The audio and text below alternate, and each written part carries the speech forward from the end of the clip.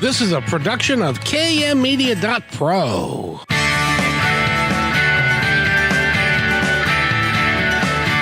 Welcome back to Positive Talk Radio.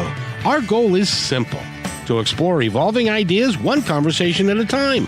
So come on over into our world. I know you'll like it, because on today's show... And I'll bet you're all thinking that this is a replay of a previous show, because this is, after all, the 4th of July holiday. But this is live. I've managed to find myself an awesome guest who is going to be with us here in just a second. But first, I'm sorry, Nathan, that you have to work today. It's okay, and we're just going to prove it's not a replay by both changing our shirts. You're wearing a bright colored orange, and of course I got a different shirt on as well. I know, it's not my normal fare, but my normal fare is in the washing machine, I'm afraid. Hey, at least we know you wash it, Kevin. Yeah, once every blue moon, you know, because sometimes all you get stains on it and stuff. But in any event, it's great to see you, Nathan. And what do you got planned for the 4th of July? Not too much. I got a border collie who is pretty uneasy when it comes to fireworks and booms and other explosions. So we're just going to be making sure that she stays, upbeat and encourage positive behavior during the whole ordeal. And hopefully she can make it through just fine this year.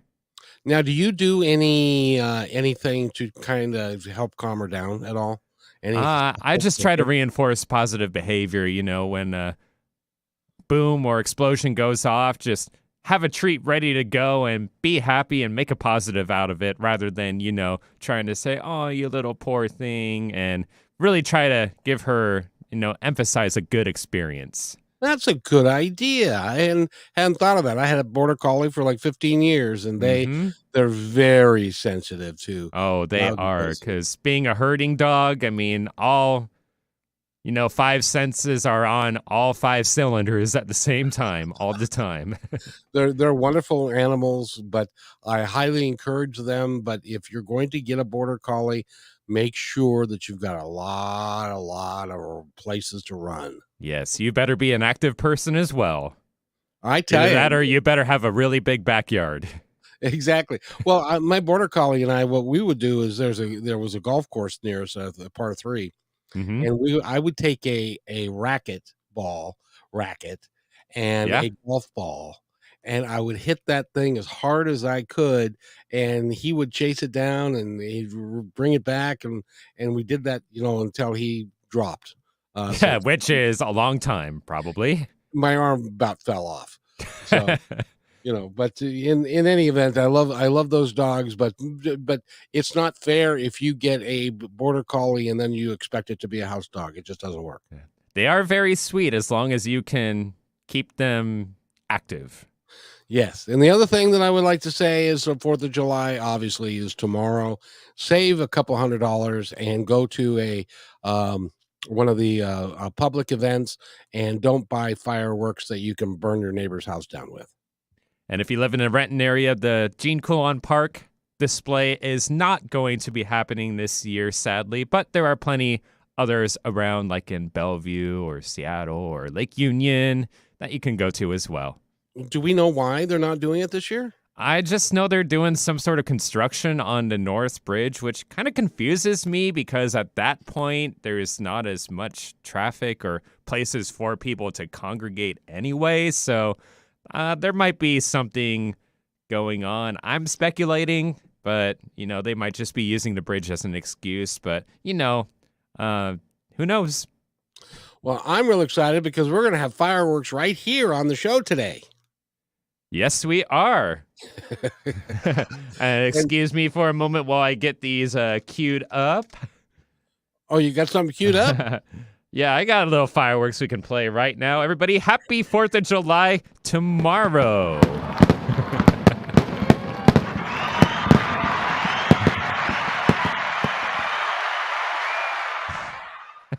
Well, thank you very much for that. I really appreciate it. And the gal that we have with us today, she's the founder of something called the Sage Method, which we're going to talk about. She is a psychic medium. She has written a book called Cracking Open the Adventures of a Reluctant Medium.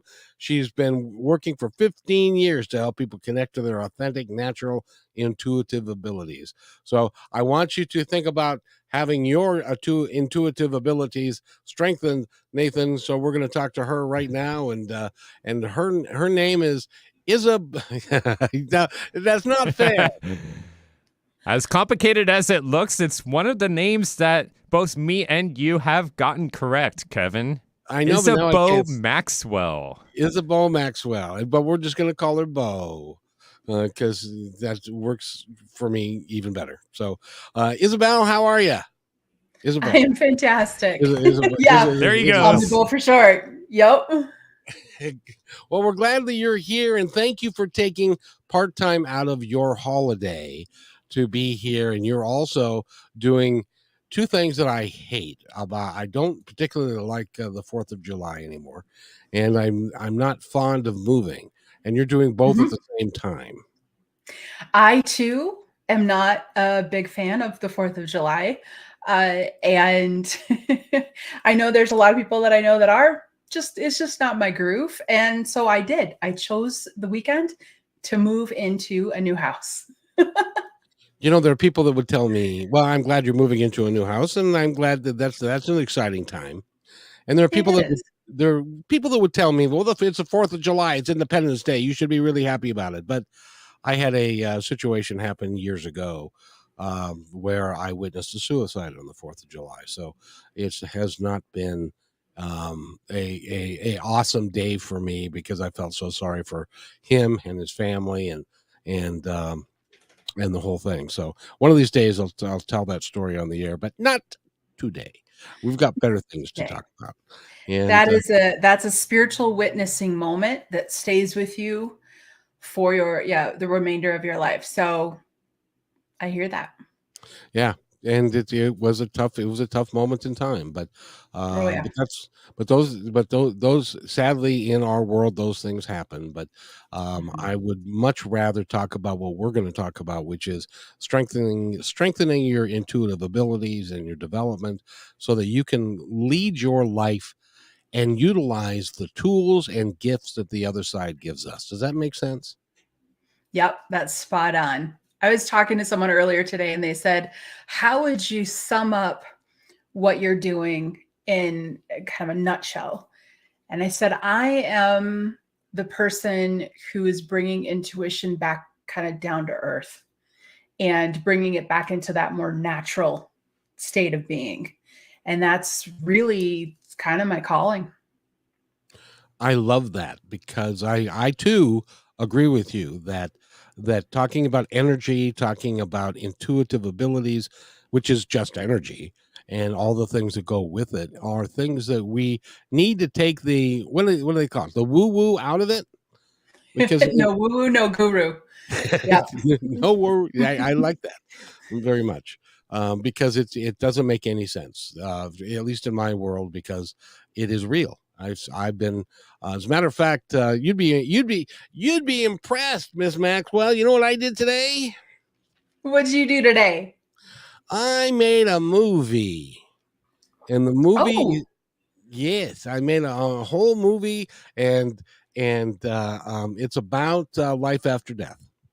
It's about the experiences that we go through immediately right after we pass. And I've been doing this like you've been doing this for forever. And I've been working with the psychic mediums and other folks and energy workers and healers and shamans and stuff for a very long time. And you know what I found? I'm sure that let me ask you, do you find that everybody's got a commonality to the stories they tell about how they believe that we are here and where we go and all that kind of stuff, that are of a certain mindset? For the most part, you do find individuals who are following a path where, once death happens, it's done. It's absolutely done. And there's nothing that happens after that. But even the skeptics that I've met over the years, because I'm a former skeptic myself as well. I was skeptic until I was about 32. And even the skeptics I meet today will kindly say, well, I don't believe in any of that. And they will always follow it up with, but there was this one time. And I love that for them. I love, because I had that as a skeptic too. Well, there was this one time. And so we all have these experiences. I have yet to meet, a skeptic that purely has never had any sort of experience. They usually, talk about it. I've often wondered why someone would be a skeptic, and especially I have a relative that says, "Not, you know what? When you're dead, you're dead," and it's like, but then what's the point of any of this? What's the point of living? What's the point of trying to do a good job and stuff? It doesn't. For me, it just doesn't make any sense. And I'm sure for you, I know people that talk to you about that, but it doesn't make any sense to you. It doesn't at this point. And if I had to define my skepticism early on, it was a lack of interest. I wasn't against it. I wasn't fighting for it. I thought that was interesting. You go have that conversation in the corner of a coffee shop. I'm going to go over here and do some accounting. So it wasn't that I was actively going against it. But once it opened up and, I actually needed a significant level of proof to get myself to open up to what this possibly is. I mean, I have a degree in mathematics. It's science was my thing. 1 + 1 = 2, and there was nothing else in the world. So I needed the proof. And once I got that proof, there was really no turning back. And then it all clicked. The more I learned, the more I was like, oh, that makes sense then as to why we do this, or what free will is, or, what the whole reason is why we're down here. It makes sense now. Yeah, it does indeed. And I've been party to probably roughly 300 or 400 readings that people have done, including John Edward, who read my sister, and my Yep. sister forgot her husband's name is Roger. But that's a story. That happens. That It happens does. in sessions. Yes. It does. And but even when I first started, there was a gal that I sent a friend to do a reading with her because we were going to have her on the show that we were doing at the time that was called Spirit Talk. And she said she was talking to him and he didn't understand the reference. She didn't understand the reference. And the reference was this, that um, your grandfather's talking about something that has to do with um, liquor and a bathtub. Do you have any idea what that is? And he said, no. So this guy went home and he talks to his mom and says, during the prohibition, my father he created bathtub gin. And unless you, No. yeah, so That is awesome. it was one of those things. It was like, now, how in the world, because she didn't know the reference, he didn't know the reference, how in the world should she come up with that? And it actually turned out to be accurate. Here's the thing. You get into this world where all of a sudden you start having these experiences where you literally hear yourself say, you can't even make this up. Like that came through, and you have enough experiences like that. I try to tell people it is not necessarily like what you see on television. What you do see on television for, not the fictional stuff, but the reality stuff, that's really happening, but they edit that down. So an entire hour is down to the 5, most intense minutes. So I tell people when you go get a reading, it's not going to be those types of hits. over and over and over and over and over and over and over again for 60 seconds or 60 minutes. You're not going to have 60 hits like that, but you are going to have 5, 6, 7 hits where you think, how could that person have known? Or as the reader, you have those hits and you wrap up a session and go, you just can't make this up. One of my favorites was very early on when I was struggling with doubt, because doubt is something that I work with people on, because there's really a physical component to doubt. Your body has the synapses in your brain have habits of firing in certain directions. And so doubt is not something that we should really kind of come down on ourselves for. It's something that we really need to address. So this is a habit that we've been in for a while. So we need to shift the habit. And when I was going through that very early on as a professional reader, I remember doing a reading, and it was for the woman that was there living. Her grandmother came through and was holding this little white dog and was feeding this white dog green beans. Like, I was trying to think of a lentil, but it's green beans. And I remember, as the reader, still relatively new, nervous to even say this, because this felt really out of the norm.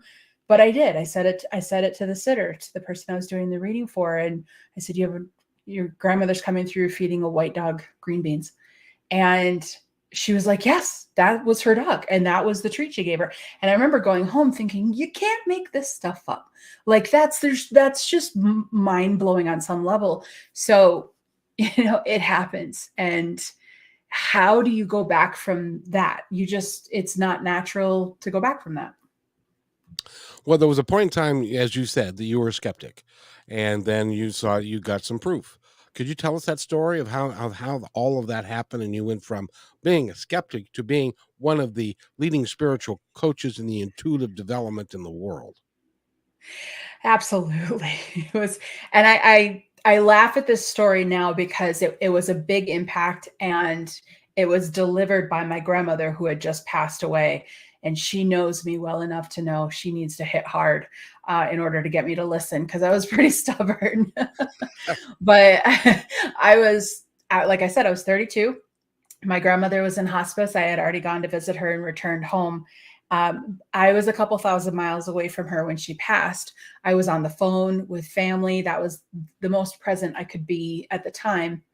And she passed. I remember hanging up the phone. It was the middle of the afternoon.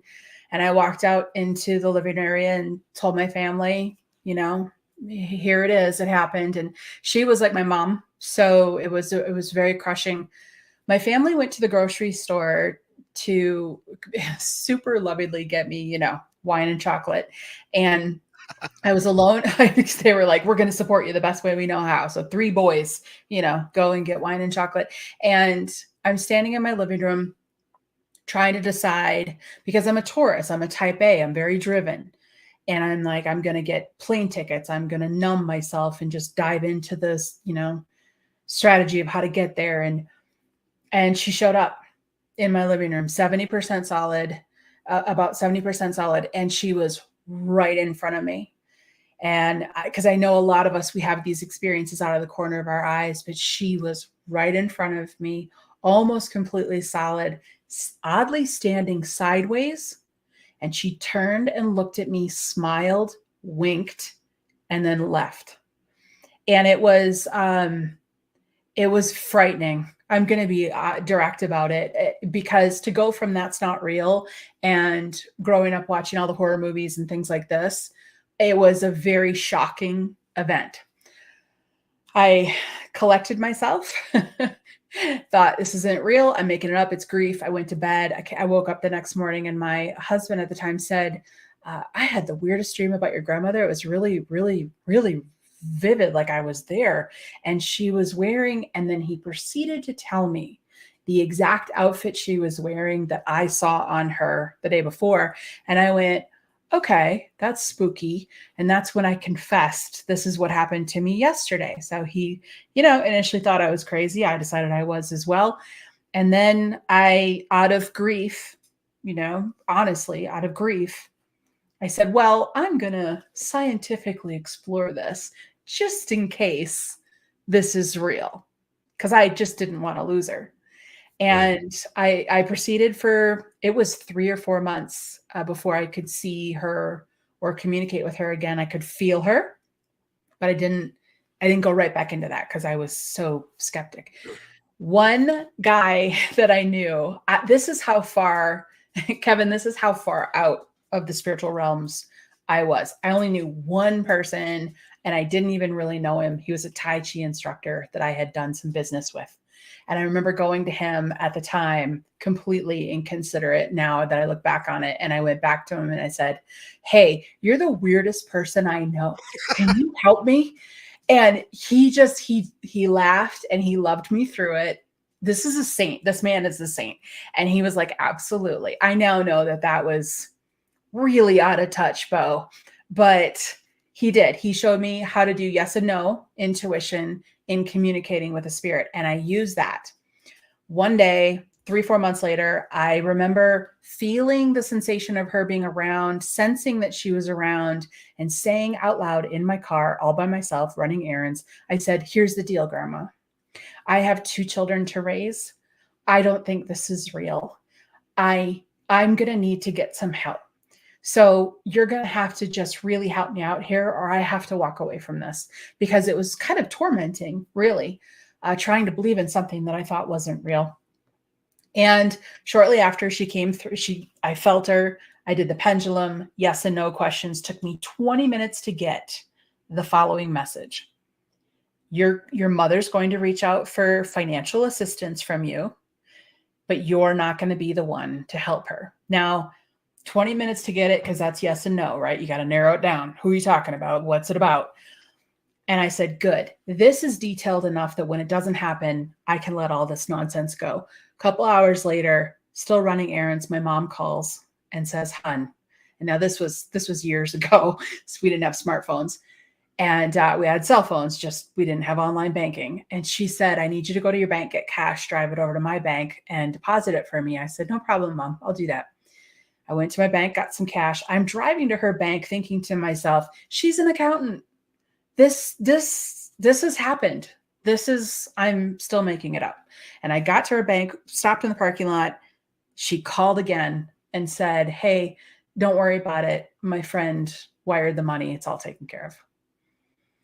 And she had never had a friend help her. It was always me. And so that was the day that I never looked back. I said, "Thank you. That's what I needed." And then it just went on from there. When you think about that, and you think about the manner in which that happened for you, did it surprise you? Was it really shocking to you for because you were a mathematician, and so Mhm. you were a very scientific brain, and a lot of they have trouble getting their head around that concept that there's something that out there that we don't understand, that we can't see, but it couldn't be real. Yeah, 100%, says the math person. 100%. That's good humor. Yeah, yeah. I sat in that parking lot for a very long time because that was a shift in my reality that I didn't feel at the time. I didn't feel like I had signed up for. It came with a whole boatload of, what do I do? What will people think? What is what? It even came with the concept of losing that mental shield, that if spirits are real, then when I lock my front door at night, that's not necessarily really keeping everyone out. So there was a lot of transition that I went through. I literally got a therapist and said, "I really hope you're open to this, because I got to figure out what I'm doing." And I met with a therapist for 2 years to try to, step into this. Because I was stepping in blind. And then I remember finally connecting with my first spirit guide and not even knowing what that was, and then learning from him what that was.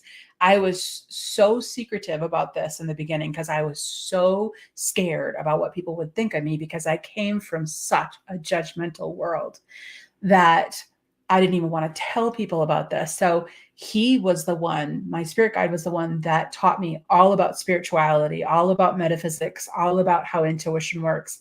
And then he helped me open up mine.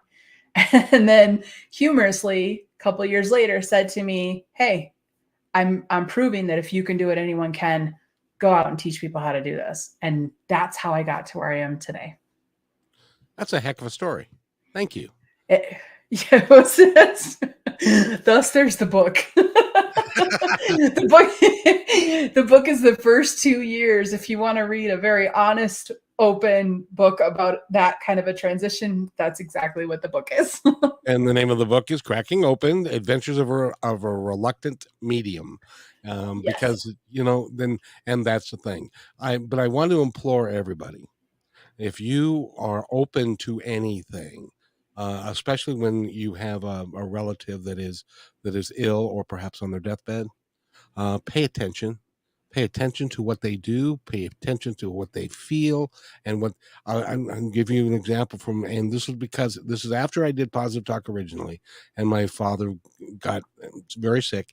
He had one cancer. He had cancer surgery, and then he he had a stroke, and so the stroke progressed, and he had a brain bleed, and so it got to the point where he couldn't speak, he couldn't swallow, he couldn't his right arm, he couldn't move it, he couldn't move his hand, he could move his arm, but he wasn't coherent.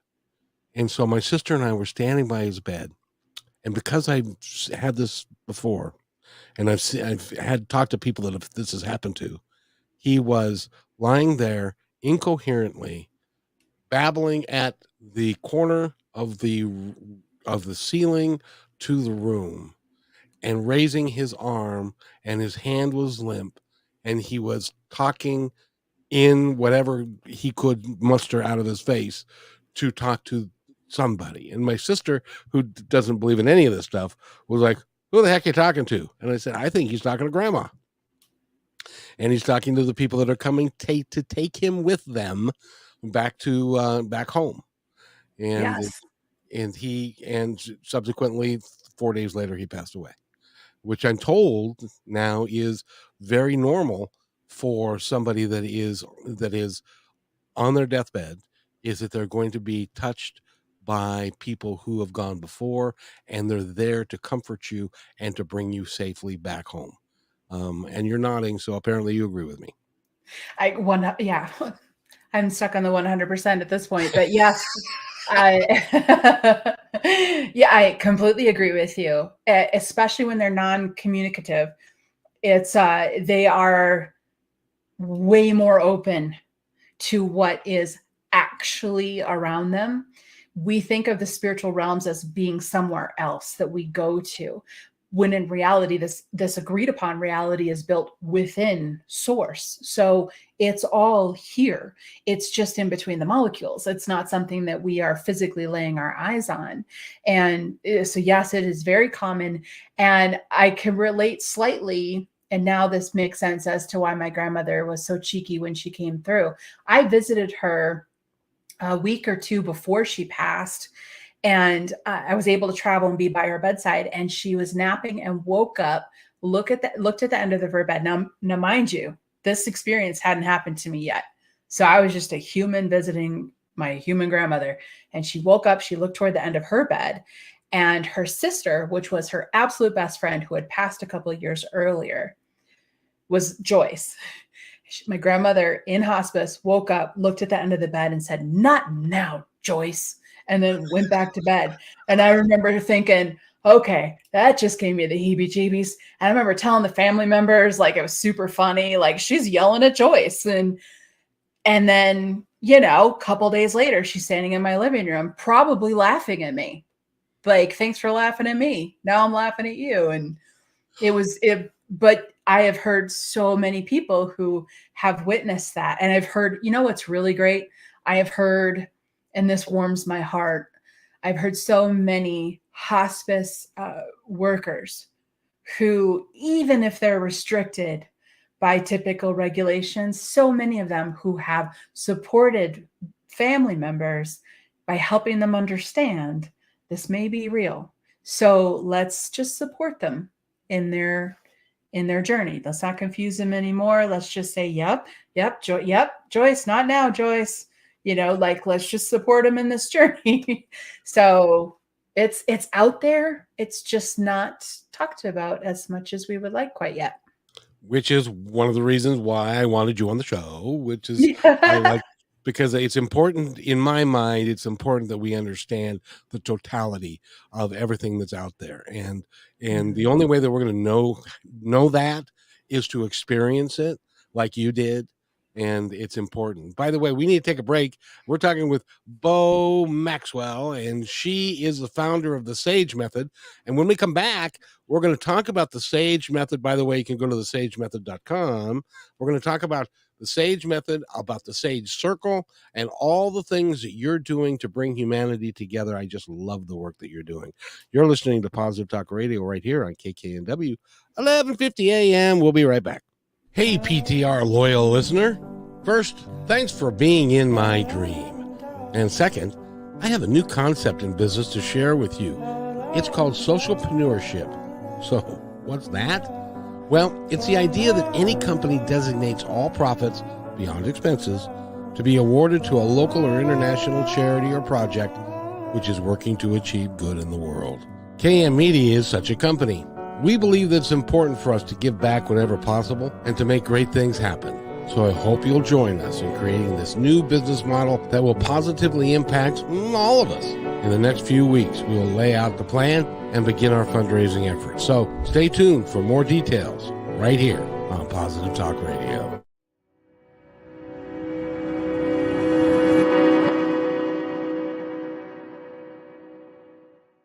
When you want to say more than words communicate, you can with flowers. Your custom boutique floral studio in Bothell, Washington is anaturaldesign.com, connecting you to nature through the language of flowers. Where your people are is where our flowers are beautiful.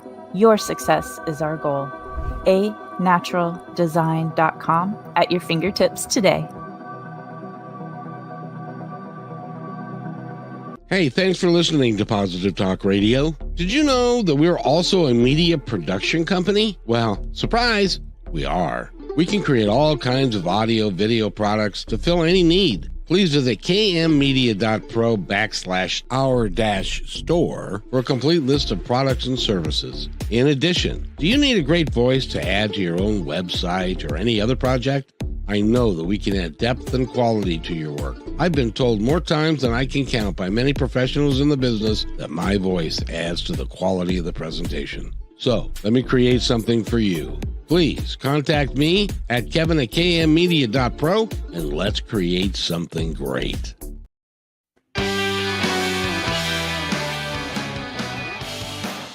And welcome everybody to Positive Talk Radio. We've got a great guest for you today. And I got to tell you, Beau, it sucks that I've only got an hour to play with you because there's so much to talk about.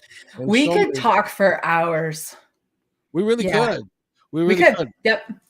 About all kinds of things that are there to help people. And you have taken it upon yourself to help people understand their intuition, to grow within that, and also to work together with like-minded people, which is the Sage Circle. Talk about all of what you're doing these days.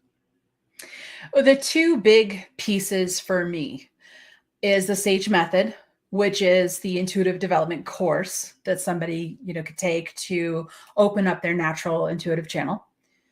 And the other thing, and that one falls more in the line of I was instructed to do that by my guides. I've been teaching that since like 2007, 2008, something like that. My heart project, however, is the Sage Circle, which is a global online spiritual community. And the reason I created that a couple of years back was I didn't have anyone to talk to about this. I had all these things happening where I would begin the sentence with, this might sound weird, but, and then I would try to find people I could talk to. And it was a real struggle. And there's an isolation that you feel. There's a loneliness when you're having these experiences and you're already trying to navigate through what was that, or why did that happen? Or is this really going on? Or how do I do this again?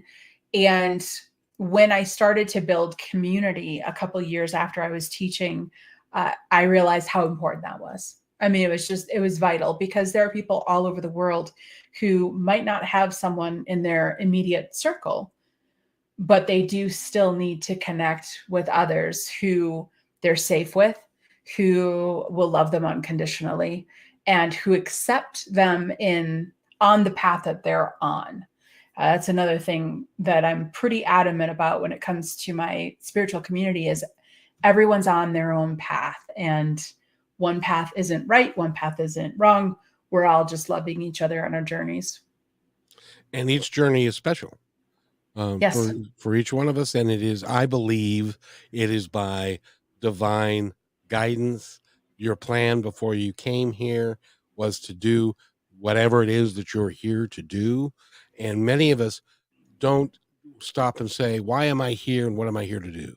And that's what happened to me. Was I came to a point where it was like, okay, I got the house, I got the job, I got the kids, I got the wife, I got the dog, I got the cat. Why am I really here? And I couldn't figure it out. And so I went down this path, and I have got so many examples, Beau, that I can't even, and I'm sure you do the same. I can't even begin to explain how some of the things that have happened in my life, both good and bad, have happened, but they've all been there for a reason and by design. But the one thing that I'm really happy about what you're doing is it is hard to find people who you don't have to say, now stop me if you think I'm weird, but this sounds crazy, but I was laying in bed and a giant beetle came down through the ceiling. What is that? So yeah, it's interesting too.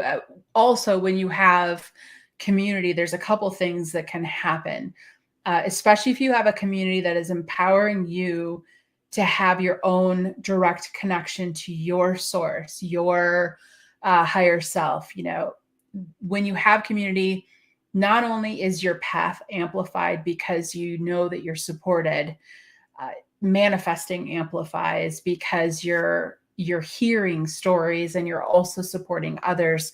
So you're more present in it. And this energy is in your energetic field more often. And as a result of it, your path becomes more clear. I find that to be really, really, really important. Also, some of the fear is removed from your path, because it was a joking example of, oh, I'm laying there and a giant, like, transparent beetle came through my ceiling. I'm actually giving you an example of something that happened originally with me. My first thought is, I'm crazy. I'm hallucinating. This is, and then I met with this spiritual group and said, what is this? And they said, well, beetle represents this and this and this. And I went, that could not be more spot on. That was the exact message I needed to get. And then I learned that some of these things are happening for us, for Mother Earth to give us direction, or Spirit to give us direction, and that it's not scary. It's okay. And I think that's a big deal. And, we do have situations where someone can be under such duress or trauma that their brains can play tricks on them. That is possible. But nobody's talking about all of the other 99% of the time situations where somebody just has an interaction with an animal or with spirit or something like this, and helping them to know you're okay. I love stories like that, and I've had quite a few of them on the air, because I've interviewed like 2,000 people since I started doing this. Yeah, I love it. I'm doing a lot of it, and one of them for really recently, and she's going to be on again. She was at 4:00 in the morning. She always gets up at 5, but at 4:00 in the morning, she hears this male voice saying, "It's time to write," and so yeah. and so she wakes up out of the sleep and looks around, and she actually gets out of bed and looks in the bathroom and in the living room to make sure that there's nobody there, because she swore she heard a voice. And so then she has to call her analyst and say, I think I need help because I think I'm broken. And so the next day she wakes up at 4:00. No, so she sits down, and her therapist says, well, are you following the instructions? Are you writing? And so she grabbed a journal. She sat down, lit a candle, and started writing. She wrote for an hour. At 5 o'clock, whatever was inspiring her turned off, and she couldn't Yep. write anymore until the next day at 4 a.m. She spent 18 months at between 4 and 5 a.m. every day, holidays, Christmas, everything, writing a book. And now she's got 4 books coming out in 4 months, and I believe them to be divinely inspired. But that's just me. But that happens. You've in your circle, people talk about stuff like that, don't they? All the time. And that's what's so beautiful about the community is that you can say, this happened to me. And some things are, when you open up to a spiritual path, some things really are incredibly deep, incredibly moving. And you do have these very powerful experiences. But truth be told, being open intuitively means incorporating it into your day-to-day life. It means listening when the voice comes through at 4 a.m. and allowing that guidance. We walk through our life, Kevin, going, if I just knew which way to go, or if I just knew what to do. And now here you're showing a perfect example of, here you go.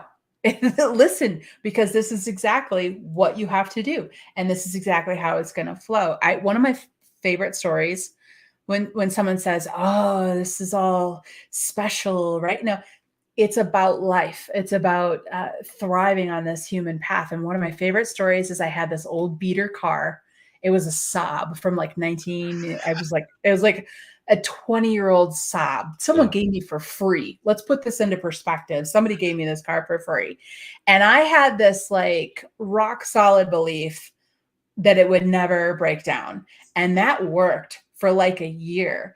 But I had gotten myself so convinced of this that when I was at a stoplight one day on my way to an appointment and I heard a voice say, the car's going to break down out of nowhere, I went, no, it's not. Like, I wanted to argue because I was so proud that this old beater car was invincible.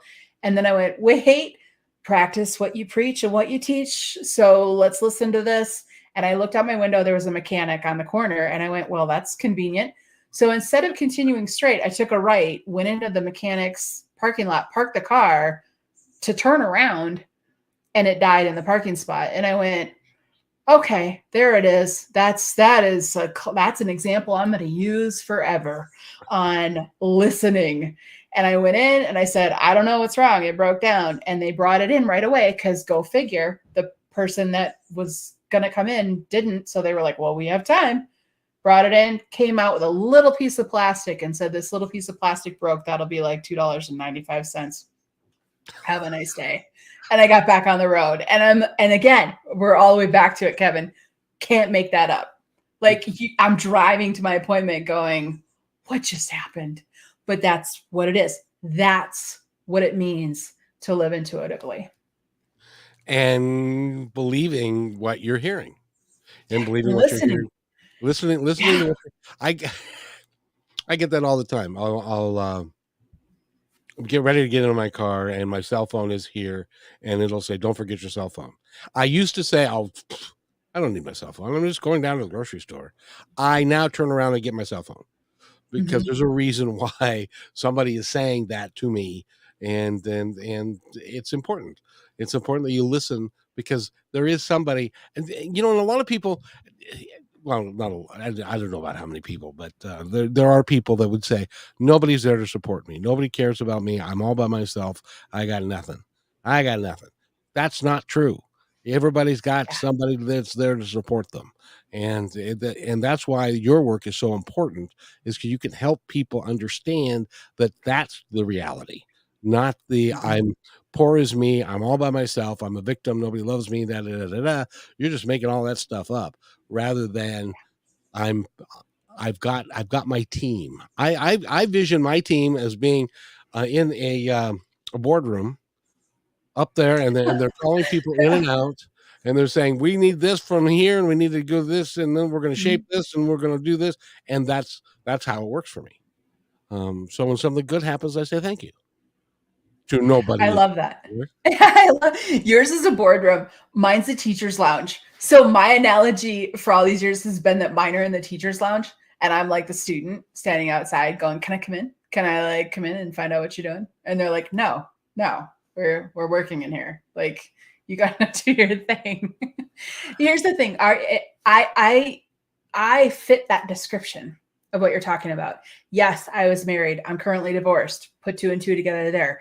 I was an only child. I don't have a lot of connections with a ton of family. So I was very isolated. I didn't know how isolated I was until things started happening that I wished I had a safe place to share that with, and realized I don't. And so a lot of people feel that isolation, and I am there too. I felt that.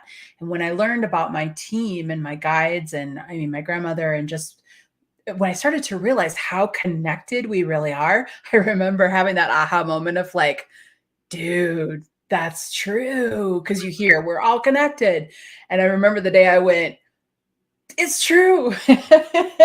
We are. I get it now. And it was really helpful. But I love knowing that my team's there. I also know that my team spiritually will guide me in the direction that I need to be guided into, even if it's a road bump, even if it's a block that I have to hit, because sometimes people step into intuition and say, well, everything's gonna be great now. No, you're still going to have your lows. You're just not going to have like tow truck ordering because your car broke down because you didn't listen lows. You're still going to need to get your car fixed. It's just not going to be as bad as it was. So sometimes the guidance does ask you to take a left instead of a right, and it gets a little bit bumpy, but there's always reasons for that. And I know that there's a lot of people in this world that walk through really difficult things that are way more difficult than I've ever even experienced myself. And it's part of the path. So I do try to let people know life, you will be more empowered. You will be more in the driver's seat of your life, and further away from that feeling of being a victim.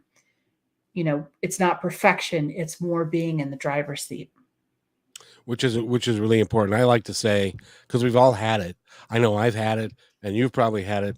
And that is, a bad country music song, period. Yeah. Yes. Yeah. Well, my dad died. My dad died. My dog died. My wife left. I lost my house.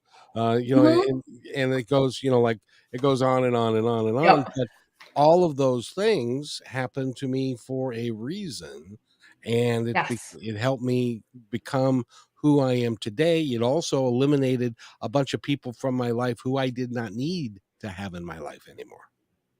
Yeah, and it's painful, and it's difficult. And if I've learned anything in this path, I've learned that when somebody you're working with is going through that, you show up present for them where they're at in the middle of their country song.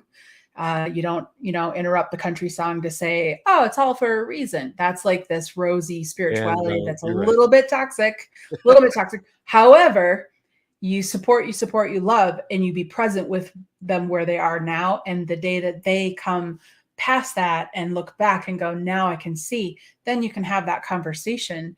But you be present with them wherever they're at. Because even I look through it, like I told you, divorce, right? So I had that country song, and it happened a number of years after I opened up spiritually, and I lost a couple friends, and the marriage just wasn't going to survive. And it wasn't until after all of that, after the end of that dang country song, that I went, wow, I'm free. I didn't know I wasn't free. Now I know I am. And now I know I can live way happier than I was before. But if you would have come into my life in the middle of it, then like, this is all happening for a reason, and that's all good, I probably would have punched you in the throat and been like, this is not happening. So Yep. No, there was a period of time when I was darn glad that I didn't own a gun. Mm-hmm. Because yeah, and obviously I just symbolically mean throw a punch, never physically would ever want to hurt someone, but it would be very, very infuriating. And yeah, you've had those moments where it's like, You need to be in what you're in the moment. Exactly. And then you can get through it. And it's important. It's important. If somebody wants to work with you, Beau, how do they do it? Everything is at thesagemethod.com.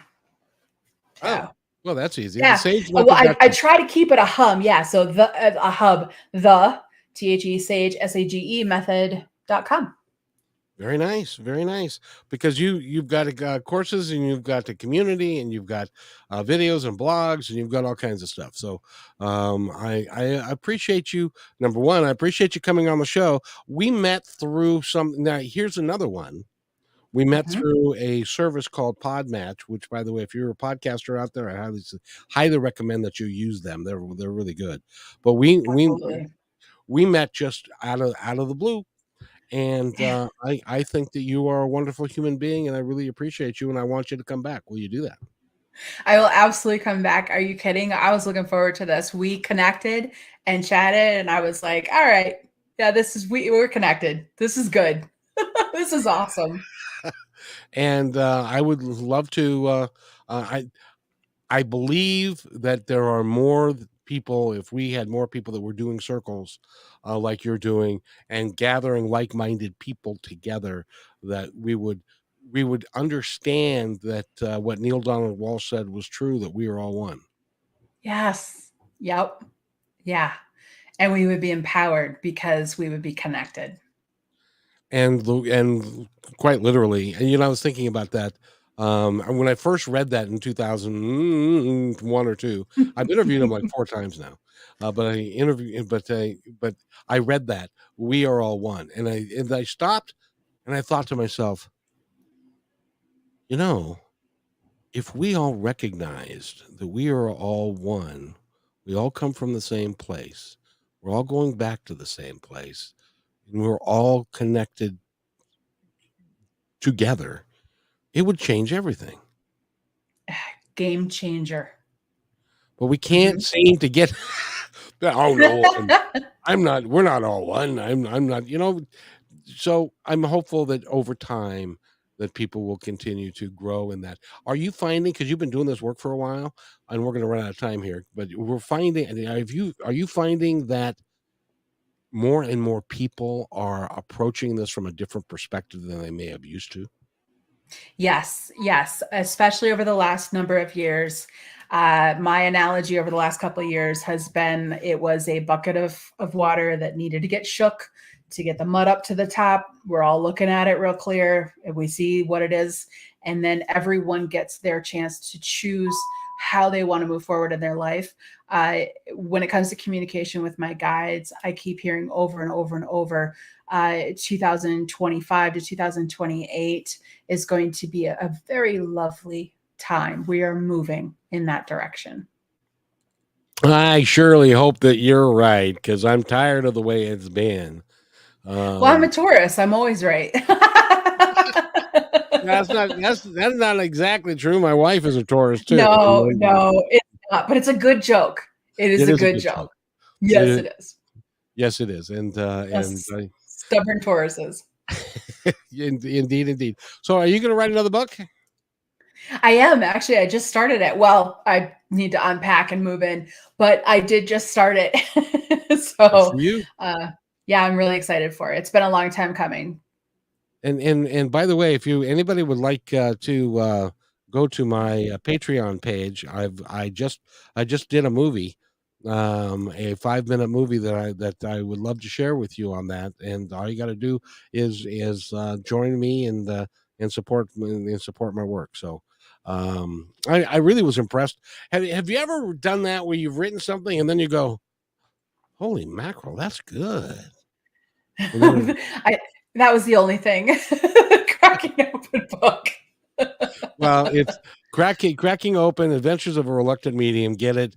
Also go and join the Sage Circle, and also you can go learn about the Sage Method. If you have a desire to learn more about your intuitive side, which can be very helpful to you and the folks that you're around and your family, and it can be very helpful. I've got just a couple of minutes left. I want to give you the opportunity to tell our audience anything you'd like them to know.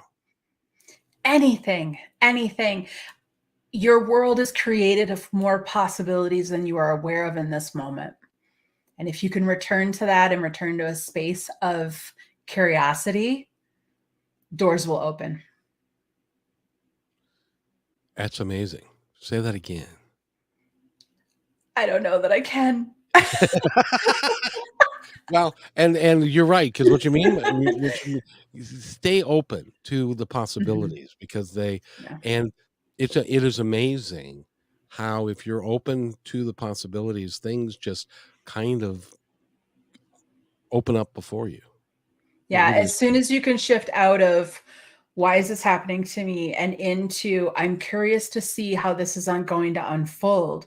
When you can step into that energetic and that mindset of curiosity and remain in awe of how many possibilities are out there, broken down sob at the corner of a mechanic, when you can realize that that's there and bring yourself back into it, life gets very fun and interesting and creative and beautiful. It is fun. It is creative, and it is beautiful. We've been talking with Beau Maxwell. Go to thesagemethod.com. Beau, thank you. And you got to come back. I insist upon it. And I want to thank everybody for being here. We will see you Wednesday. And by the way, be kind to one another, because each other's all we've got, because we are all one. We'll talk to you next time.